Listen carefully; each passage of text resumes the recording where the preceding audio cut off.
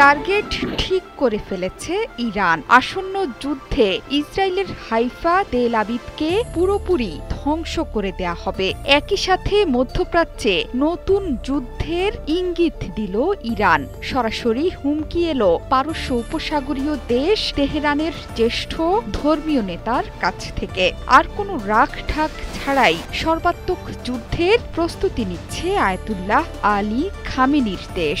Iran Israel গেল যুদ্ধেও হাইফাকে ভুতুড়ে নগরীতে রূপ দিয়েছিল তেহরান। এবার আরও ভয়াবহ পরিকল্পনা আটছে আয়াতুল্লাহ আলী খামেনির বাহিনী। শহর হারানোর ভয়ে রীতিমতো দৌড়ঝাঁপ শুরু করেছে ইসরায়েল। উদ্বিগ্ন ইসরায়েলের প্রধানমন্ত্রী বেনিয়ামিন নেতানিয়াহু থেকে উচ্চ পর্যায়ের কর্তা ব্যক্তিরা। পরিস্থিতি এতটাই উদ্বেগজনক যে সরাসরি ইসরায়েলি নাগরিকদের আশ্রয় কেন্দ্রে যাওয়ার পরামর্শ দিচ্ছেন দেশের বিরোধী দলের শীর্ষ নেতা আবিগদোর লাইবারম্যান। তার শঙ্কা, ইরান আবারও আকস্মিক হামলা চালাতে পারে ইসরায়েলে।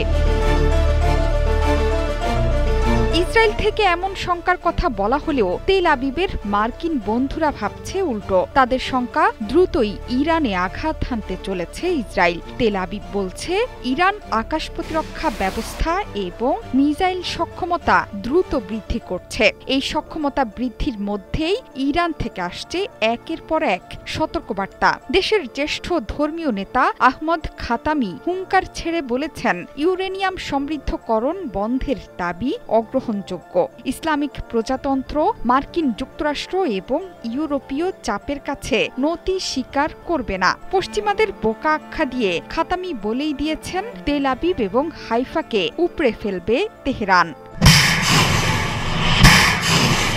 খাতামির মন্তব্য এমন এক সময় এলো যখন এই অঞ্চলে জড়ো হচ্ছে মার্কিন সেনারা। অবসরপ্রাপ্ত মার্কিন কর্নেল ডগলাস ম্যাকগ্রেগর ড্যানিয়েল ডেভিসের মতে, ইরানের উপর সম্ভাব্য দ্বিতীয় আক্রমণের প্রস্তুতি নিচ্ছে আমেরিকা। তিনি জানান, জ্বালানি বিমান KC-135, স্ট্র্যাটোট্যাঙ্কার এবং KC-46 পেগাসাস বিমান চলাচল করছে কাতারের আল উদেইদ ঘাঁটিতে।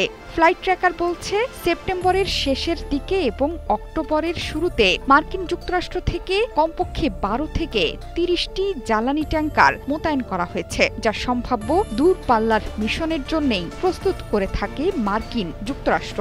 শুধু তাই নয়, USS নিমিটজ ক্যারিয়ার স্ট্রাইক গ্রুপকেও মধ্যপ্রাচ্যে স্থানান্তর করেছে ট্রাম্প প্রশাসন। এর অর্থ হল, এই অঞ্চলে এখন 2 বা ততোধিক মার্কিন বিমানবাহী রণতরী অবস্থান করছে, যা ভবিষ্যৎ আগ্রাসনের বড় ইঙ্গিত।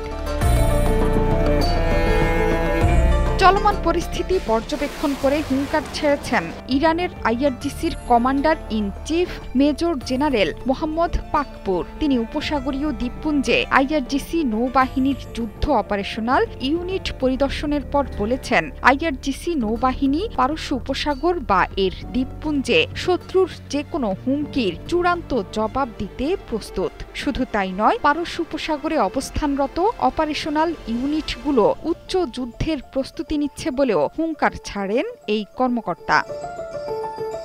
জোহরা চৌধুরী সেতু, ৭১।